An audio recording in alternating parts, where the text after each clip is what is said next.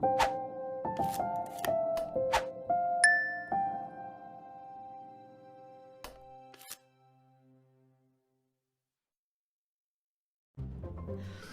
back to Production Music Demystified with MediaTracks Music, a microcast of music works. Today we have the honour of welcoming our guest Marcel Pusey, musician and composer with ample experience in production music and director of multiple music companies. In this mini episode we will discuss what a portfolio career is, how to build one and the challenges around it. Before we move over to that, here is an advert from our sponsor. Music Works is sponsored by the Musicians Union. I'm a member of the Musicians Union. It's the trade union for musicians living and or working in the UK, and it's a community of 32,000 members working to protect musicians' rights and campaigning for a fairer industry. As well as campaigning to fix streaming and keep musicians working in the EU post-Brexit, the union collectively bargains for musicians working in orchestras and theatres and sets minimum recommended rates for freelance musicians working in other sectors. Its expert staff provide contract advice, legal advice and assistance, and a range of benefits and services to help musicians in every aspect of their work. Be part of something bigger and get the recognition you deserve. Join now at themu.org. Welcome, Marcel. Thank you so much for joining us. It's a pleasure. So we are going to talk about portfolio careers today. And so let's start with hearing about yours. Will you tell us a bit about what you do? Yeah, I manage a number of companies, or I'm a director of a couple of companies. There's three. There's Basistry Music, which is the first business I set up, I had a band. I had a band called Basistry, and I also created a number of education programs nearly 29 years ago with Basistry Music, and then I got into technology as with a company called O Music, and which creates we created a music software, and I still manage that to this day. I'm a director in that company, and an offshoot of that company is that we have another education platform called Call for School, which is it's an online music program for kids. So I have as many musicians do, have a number of things that I juggle in regards to in terms of revenue stream.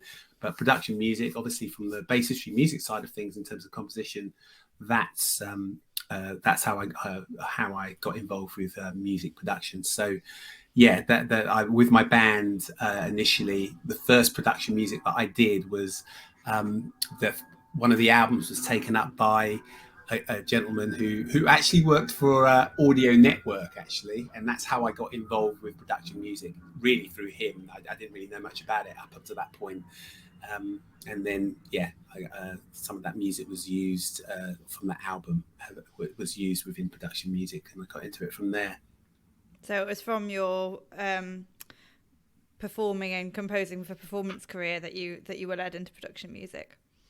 Yeah, very much so. So what was interesting about that was, we were playing a show in Essex somewhere, actually, and the gentleman, he's quite well known within the music production world, called Terry Divine King, and I think he was one of the originators of Audio Network, actually. And we had trumpet. We had on our album, and then for that gig, we had a great trumpet player called Duncan Mackay. And he bought the album and he loved the trumpet part. And obviously he immediately saw where that could be used. It was kind of funk music, trumpet. And so he invited myself and Cassell, the beatmaker, who is a producer I work with, to come down to his place, which blew us away because his place was like this mansion in the countryside with these huge studios outside. And we were like, wow, what is this? We've never heard of you, but and here you have all this. And then he just told us what it was all about, and how the music was all used, and how he built his fortune. And so it was a world that I had no idea about. And so he asked if he could take some tracks and work with them, and work with us. So that's what we did. And so that's how I kind of started learning a bit more about how you can use your music in lots of different ways, which really suited me, because the sort of music I was writing was quite niche music. So for it to, in terms of sales were never going to be something in which I was going to be making loads of money from the sort of music I was writing. So it made a lot of sense to exploit it within this world of music production. And I would say the royalties I get from those tracks is probably, after all these years from an album, which is that I still get royalties from those tracks after all these years, and that's the beauty of music production. So what role then does that play within the sort of balance of your portfolio career that leads very neatly onto the main topic of this podcast, which is the role of production music within a portfolio career? Are you happy to talk about that within your own portfolio? Yeah, of course. I mean, I would say I've probably dedicated more time to it now as my role as the curator for the MediaTracks world. Because we compose for one of our programs, and the reason why I met William from MediaTracks was that over the pandemic we have our own library, but it's a library which is actually it's a license by education. So we were writing loads of world music for this platform, but that music's available to be able to be used out in a wider world. So it's actually it was no extra work for me to go and write for music production. And I had been working with another music production company, I won't even say who they are, before I joined MediaTracks. But it makes perfect sense for someone like me who's always composing music for our own platform to be working with MediaTracks, because that's what I do. And it means that you're maximizing the use of your music to monetize it. I mean, it's quite we can make money from the licensing it via our platform, and then also the music being able to be used within the music production. That it works perfectly. Yeah. So it does. Just curious about how you feel about the phrase passive income, because this is something that comes up a lot in kind of general portfolio career conversations a lot, is how to create a passive income. And there's often a feeling that there's this sort of myth that passive income streams exist. Do you think that this is a passive income stream if you are already making the music anyway and it's just about repurposing it, or is it? It depends on the person or what your portfolio of work is. Okay, so it is a passive income in the sense that I'm not relying on it to make a living in music. I'm just exploiting every avenue as a writer to make sure that my music's used or has the chance to be used, and it can be monetized in some sort of way. So that's how I look at it. And all the people that I know who are really successful with music production, so the company I was working with before, I will tell you who they are. They're called Delhi Music. And they've been doing it for years. They've been in that game for years, and it's not a passive income for them. It's a seriously they've built up enough of a portfolio. And that is all the examples I've had of people I've worked with who are successful in this thing. They've constantly been writing, and though they compose and they get commissioned for work and everything else like that, they've built up enough of a portfolio that it's a significantly good revenue stream for them. And that is a good example to me, is that is to absolutely write as much as you can and get it into the production library. You've got nothing to lose. So yeah, that's how I look at it. It's like, if I'm a composer in any genre, it's to look at how you can exploit your music. Yeah, absolutely. And so I was struck by the story you told about how you got into this being very much about somebody hearing the music you were creating and taking the time to sort of explain to you how it would fit into the production music world and how that world works. I think that's something that that's probably the question that I hear the most when I talk to composers. Sometimes I we work with MediaTracks. I recommend often that people talk to MediaTracks about working with them. And the first question is always, is it a right fit for me? Is there a market for my music? How do I know? Well, firstly, there's a market for all music. It's good to know. Obviously, there's certain skills, or should I say, certain things that you learn when you're actually putting the music together to work within the medium that is visual and TV, or but it is varied, but so I don't think there's a limitation if you happen to be doing, I don't know, grime, or you're doing jazz. This music will be used in some sort of medium.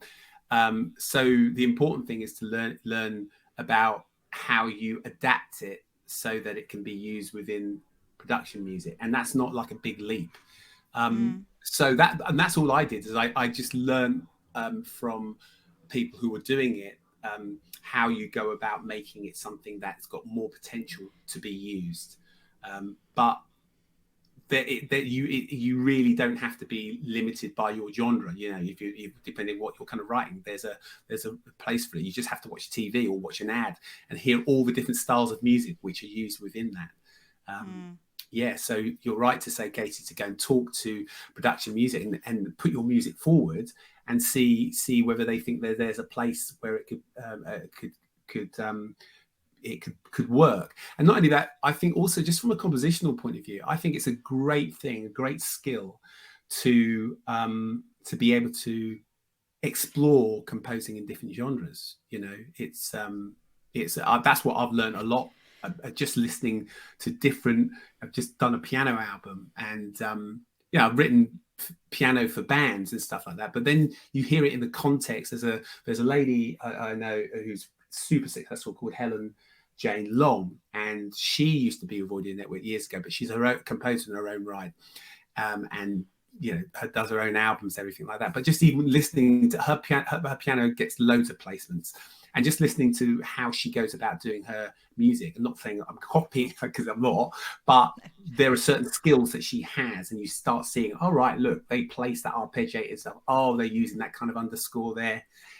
I think you start learning those things as you create your music. So even when you create your music, there'll be facets of your music that you break down and go, do you know what? That part of my music is more likely to be used. So I'm going to take that and I'm going to use that.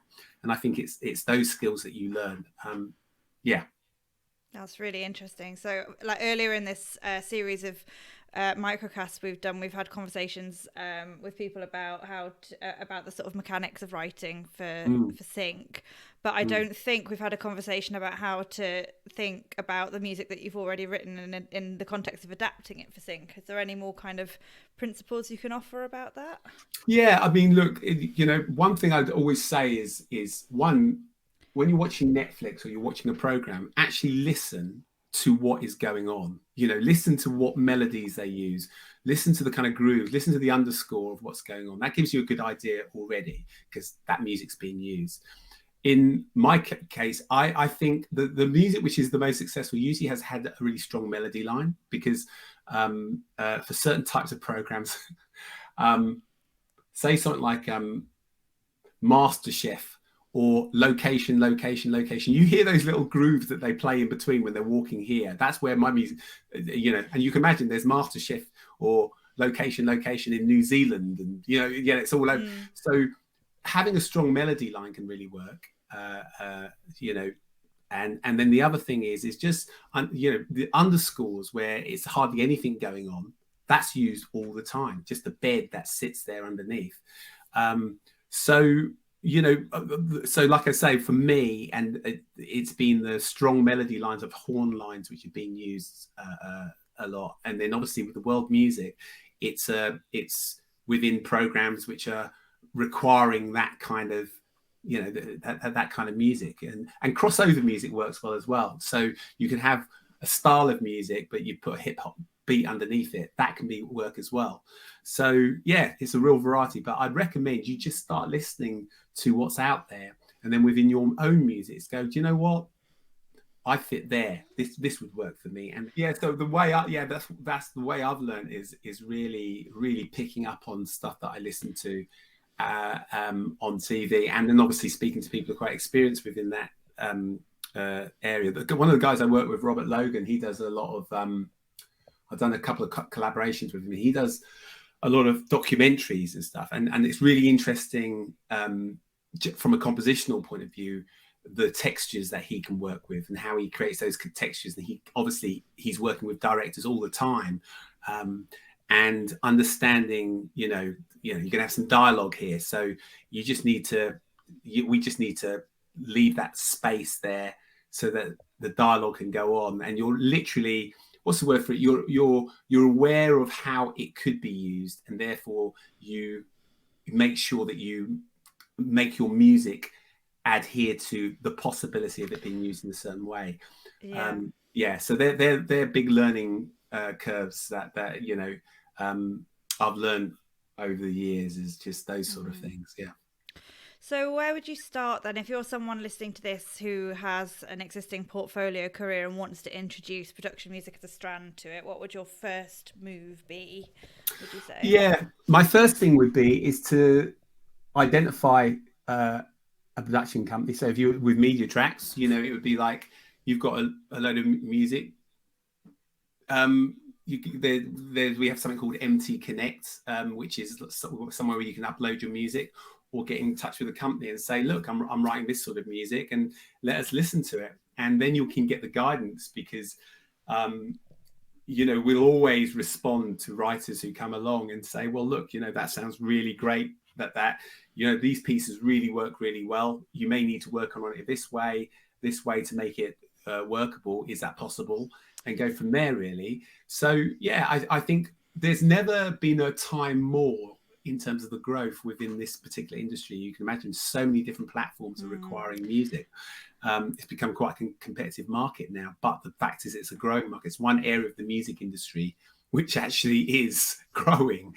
And you can, if you're diligent and you keep putting music, you can get a revenue from it. So starting point is put together your music, but make sure the music's at a certain standard. It has to be at a certain standard, because honestly, I listen to quite a lot of music, and honestly, that if something comes through and I just think, I'm literally listening to a demo with someone with some, compared to, say, I'll get what could be a demo, but the quality of the demo is already quite high, then you're already knowing that there's not a big leap for that composer to move on to create at a certain level, And I think that's the thing, is that don't just chuck everything. Maybe take your best 5 tracks or something like that, and then put them forward. Don't just put loads, because it just won't get listened to. It's just being smart about making sure you put your best music forward as a starting point, and you can go from there. You can start writing once you've got the attention of the for me, I'm a curator. Once you've got our attention, it's like, okay, look, I can see where you're going with that, and then you get you can go on to the next step. Yeah, absolutely. So do just approach without, except what I took from the first part of what you said was that you don't need to wait and learn everything there is to know about production music before making an approach, but do consider your quality and don't put too much together. So your sort of small amount of your best work. It's really interesting you say that about demos. I was just sent a demo earlier for the part of my business that's agency related, and someone wanting some help with releasing it, and I did, in this particular case, I did really struggle to distinguish the quality of the music because the quality of the demo was quite poor. And I actually had this whole conversation with myself in my head about how to respond, because I was like, I feel like this person hasn't done themselves any favors by sending something that's low quality, sort of like end product, which makes it very difficult for me to see the quality of what's behind it. I think it's one of, especially now, because the quality of work that comes through from people is incredibly high. So it's already sending out a message. If you haven't even got it to a certain level in which you're being able to identify whether, is it good, could I use it, is there potential, then you're already, you haven't presented in its best light. And that's not to say it's got to be the finished thing, finished article, because I don't think we expect that, but you do expect it to be at a certain level in which you can sort of give that advice back and see the potential in the music. Always a tricky thing to find the balance between, especially in such a perfectionist-led industry, to find that balance, isn't it? But it is. Yeah, that's really useful advice. Thank you. Is there anything else you would like to share? Not really. I think one thing I would say is that some of my colleagues actually, who've come more from the pop industry, and maybe the traditional way in which you make a record, you get a record deal, and you get your advance, and then you get this and get one of the hardest things is explaining to colleagues who are more from that industry about the difference between that and the music production industry, and also explaining the reasons why they should have a look at doing the music production industry. So I would always recommend, if that's it doesn't stop you pursuing your goal in terms of as an artist. You may have an album that you're going to put out and stuff like that. It doesn't stop that. It's maybe looking at it like, okay, that's one road that I'm going down, but there's also a way in which I can use this music in other ways, and there's ways in which you can work that out, that you can do the same, do the both to exploit that music. I think that's a transition, because I think I've had many a conversation with the colleagues who are more from that kind of background, trying to explain to them about it, and I totally understand why sometimes they find it a bit confusing, but it doesn't stop you doing the things that you want to do within your musical life. Yeah, I think that's really interesting distinction, isn't it? I think there is a myth that production music is actually completely different from music that's written for concert performance or sort of commercial album release. And actually, sounds like what you're saying is that it is that the differences, they are there, but they're actually quite minute. Oh, totally. We've got an album coming out, and the albums I've had out have been through independent labels.